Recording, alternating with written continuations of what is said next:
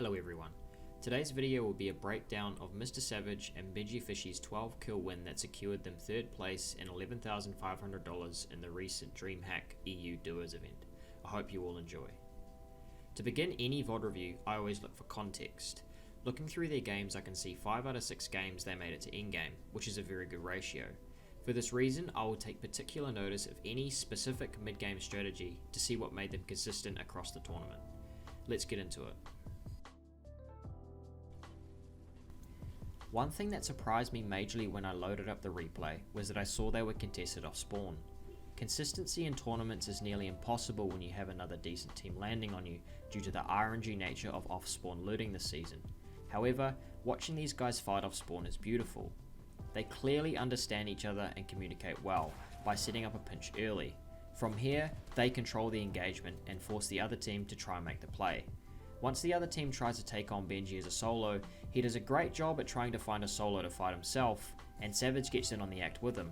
After the player Benji isolates goes down, it is an easy cleanup to finish the fight quickly and efficiently. If you want to learn anything from this spawn fight, it is to set up an advantage early. Savage and Benji never lost the upper hand in this fight from the moment they put some pressure on the team trapped in lowers of ruins, and in the heat of the moment in these big tournaments, most people will make some dumb decisions. Take your time, set up an advantage, and be patient.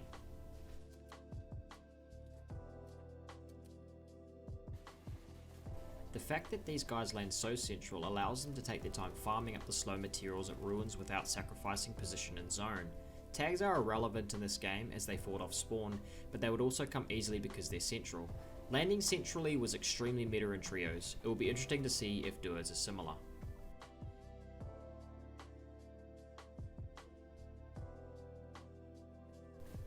Second zone pulls far left, and you can see why Savage got his reputation for being 200 IQ and the rotation he has himself and Benji take. As someone who has been pushing the idea of deadside to the forefront of my players' minds since OG Trios, I initially didn't like this rotation. However, the more I thought about it, and after speaking to Savage himself, it's actually genius. The super movement that Bouncer Shockwave and Bouncer Crash Pads provide means that playing edge of second and third zones becomes viable, as you can rotate in late and then use the super movement to get to the edge of fourth. These guys make their rotation in this truck as soon as third pops, and although they're in a highly congested area, the theory still checks out.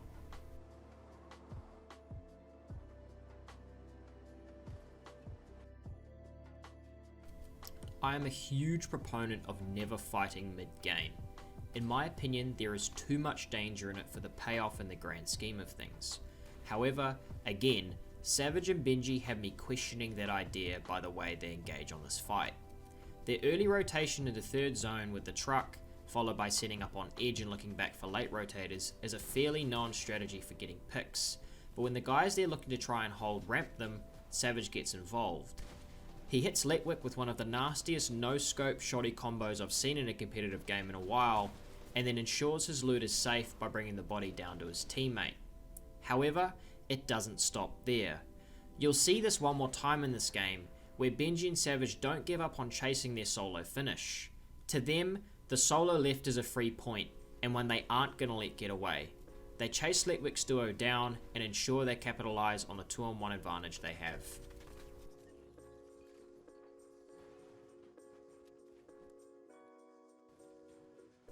This shot of congestion in third is a great reason as to why deadside has become so popular. Any team that hasn't got the required movement to get out of this situation is not going to find this next rotation easy. I won't be breaking down the player distributions and why they happened, but the idea of deadside versus super movement on congested side will be a very interesting battle next season. Savage and Benji easily capitalize on 2 players isolated here and get a free refresh. However, this sort of behaviour is something I would never suggest, and no matter how many times I see it pay off for a good team, I will never change my standpoint on that. POI clustering is a big idea that I haven't seen explored by anyone in great detail yet, but it is a hugely important phenomenon. Taking a fight outside of a POI, where a majority of the players are trying to rotate to or already have rotated to, is risky to say the least. Lobby focus has become the biggest mystery of this community, but in reality it is fairly easy to avoid. To begin with, don't start these fights on rotation.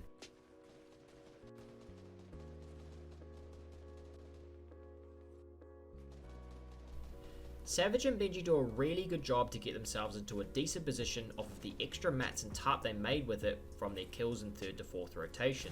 The thing that has impressed me majorly with the way that they both think is that they are extremely forward thinking and proactive. They get themselves underneath this team here at 4th, crash pad one of them down, and then just like we saw the last team they killed one, they absolutely hunt down the solo for the 3 points.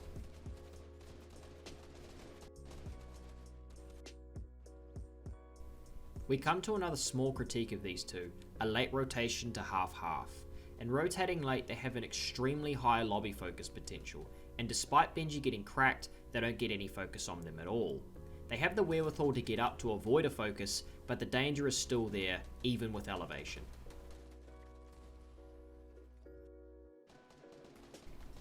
Up until late game, they've played a near perfect match in my books. A couple of small decision making changes here and there that I'd make, but the skill level of these two is so high it would hardly make a difference.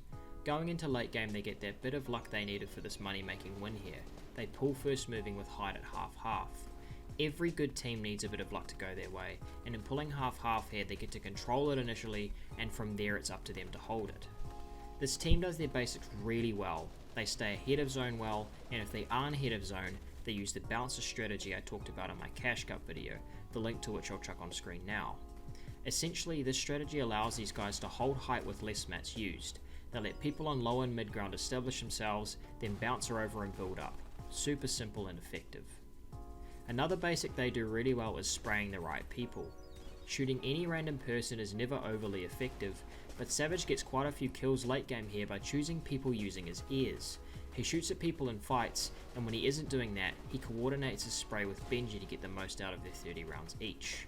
Also take note of how much they bring themselves to one side of the zone, so that they spray across, not down.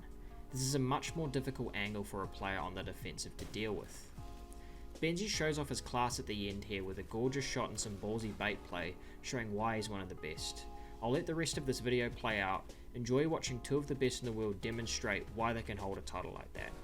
Like and subscribe if you haven't already, and I'll see you in the next video.